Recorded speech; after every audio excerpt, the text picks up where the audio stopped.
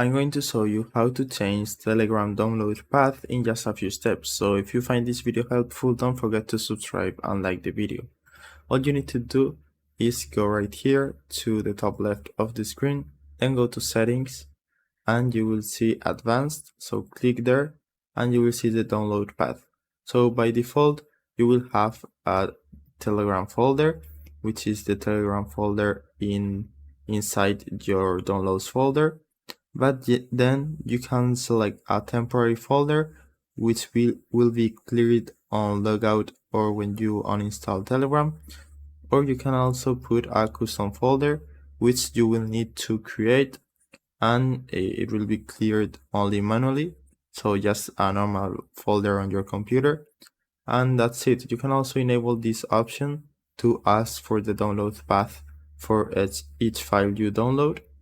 And that's the process you need to follow. So I hope it was helpful and thanks for watching.